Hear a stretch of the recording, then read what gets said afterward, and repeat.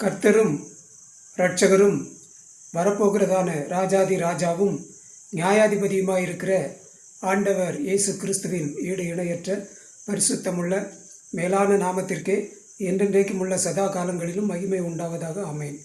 கிறிஸ்துவுக்குள் மிகவும் அன்பான சகோதர சகோதரிகளே, தெய்வ பிள்ளைகளே, பரிசுத்தவான்களே, உங்கள் அனைவருக்கும் விலையேறப்பெற்ற ஆண்டவர் இயேசு கிறிஸ்துவின் ஈடு இணையற்ற பரிசுத்தமுள்ள மேலான நாமத்தினாலே அன்பான வாழ்த்துக்களை இந்த kingdom of Christ in earth mission trust என்கிற உலகளாவிய ஒரே சிறுபான்மை கிறிஸ்தவ மத ஸ்தாபனத்தின் சார்பாக, கிறிஸ்துவின் அரசாங்கத்தின் சார்பாக, மெய்யான கிறிஸ்தவ தேசத்தின் சார்பாக அன்போடு கூட தெரிவித்துக் கொள்கிறேன். கர்த்தர் தாமே உங்கள் ஒவ்வொருவரையும் ஆசீர்வதிப்பாராக. ஆமேன். அன்பான தெய்வ பிள்ளைகளே, இன்றைக்கும் இந்த வீட்டு வேலையெல்லாம் முடிஞ்சு நான் இந்த வீட்டுக்குள்ளே குடியேறிவிட்டபடியினால் இன்றைக்கு பரிசுத்த ஆவியானுடைய ஏவுதல்னால் என்னுடைய மகனுடைய பிறப்பு சான்றிதழில் கரெக்ஷன் பண்ணுறது, திருத்தம் பண்ணுவதற்கான அந்த முயற்சியில் ஈடுபட்டேன். ஏற்கனவே நான் நாகர்கோயில் ஆசாரிப்பள்ளம் அரசு மருத்துவக் கல்லூரி மருத்துவமனையில் அதற்கான அப்ளிகேஷன் கொடுத்துருந்தேன். 15 நாளுக்கு அப்புறம் வாங்க அப்படின்னாங்க. ஆகவே இன்றைக்கி போய் அந்த மருத்துவமனையில் அவங்ககிட்ட போய் கேட்டேன். அந்த குறிப்பிட்ட டிபார்ட்மெண்ட் MRD, சரிங்களா, அந்த டிபார்ட்மெண்ட்டில் போய் நான் ஜெராக்ஸ் எடுத்து வச்சுருந்தேன், அதை கொடுத்தேன். அவங்க அதை பார்த்துட்டு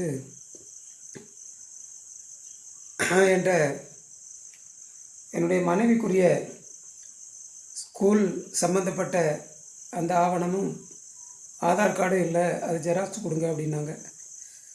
நாங்கள் ஏற்கனவே வச்சுருந்த ஞாபகம் தான் எனக்கு இருக்குது, ஆனால் இல்லை அப்படின்னாங்க. ஆகவே நான் போய் அதற்கான ஜெராக்ஸ் எடுக்க போனேன். போகும்போது அந்த அம்மா எனக்கு ஃபோன் பண்ணி, என் நம்பர் அதில் இருக்கும்ல, எனக்கு ஃபோன் பண்ணி சொன்னாங்க, சரிங்களா, நீங்கள் இதெல்லாம் எடுத்துகிட்டு வாங்க அப்படின்ட்டு திரும்பவும் ஃபோன் பண்ணி சொன்னாங்க. ஆகவே அதை நான் ஜெராக்ஸ் எடுத்துகிட்டு போனேன், கொண்டு போய் கொடுத்தேன். என்னுடைய மனைவிக்கு ஸ்கூல்லேருந்து கொடுத்த போனஃபைட் சர்டிஃபிகேட் தான், அவளுக்கும் எனக்குமே தான். என்னுடைய டிசியை நான் தொலைச்சிட்டேன் ஏற்கனவே. என் ஒய்ஃபுக்கு டிசியே கிடைக்கல, டிசி தான் வேணும் அப்படின்னாங்க. சொன்னேன், மேடம் டிசி கிடைக்கல மேடம் அப்படின்னு சொல்லி விவரத்தெல்லாம் சொன்னேன். அப்புறம் அப்படின்னா அவங்க அப்பாவுக்குள்ளே டெத் சர்டிஃபிகேட் வேணும் அப்படின்னாங்க. அவங்க அப்பாவை நான் பார்த்ததே கிடையாது, அவங்க அம்மாவையும் நான் பார்த்தது கிடையாது. அவங்க அம்மா என் ஒய்ஃப் சின்ன வயசாக இருக்கும்போதே இறந்துப்பாங்கன்னு நினைக்கிறேன், எனக்கு தெரில. அவங்க அப்பாவை பற்றி நான் ரொம்ப விசாரித்து பார்த்தேன், யார்கிட்டையுமே சரியான தகவல் கிடைக்கல. ஏன்னா ஏதாவது நம்ம பண்ணலாம் அப்படின்னு சொல்லி ஒய்ஃபுக்கிட்ட அந்த போனஃபைட் சர்டிஃபிகேட் வாங்கும்போது, சரிங்களா, அவங்களுக்கு டெத் சர்டிஃபிகேட் நான் எங்கே போவேன் சொன்னேன். மேடம் அதுக்கெலாம் வாய்ப்பே இல்லை மேடம் அப்படின்னு. இதுவே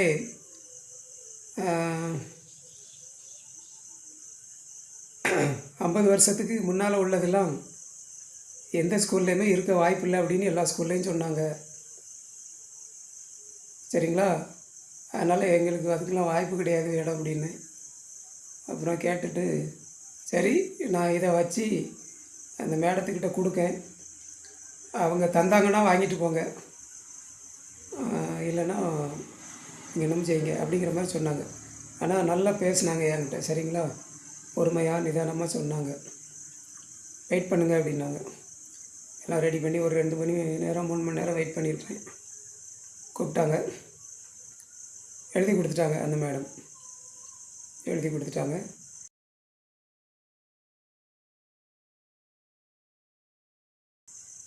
என்னென்னா அந்த டீட்டெயில்ஸ்லாம் இருக்குது அங்கே, சரிங்களா. என் மனைவி சம்மந்தப்பட்ட என் பையன் சம்மந்தப்பட்ட அந்த டீட்டெயில்ஸு இந்த மருத்துவமனையில் இல்லை, அதனால் ஆணை கொடுக்க முடியவில்லை அப்படின்னு சொல்லி லெட்ரு தந்தாங்க. அதை கொண்டு போய் நான் மாநகராட்சி அலுவலகத்தில் கொடுத்தேன். என் பையனையும் வர சொன்னேன். உன்னுடைய டிசி, அப்புறம் பர்த் சர்டிஃபிகேட்டு, ஆதார் சம்மந்தப்பட்ட ஒரிஜினல் அதெல்லாம் கொண்டு வா அப்படின்னு. அது அங்கேயும் கொண்டு போய் அவங்க சொன்ன மாதிரி எழுதி கொடுத்தேன்.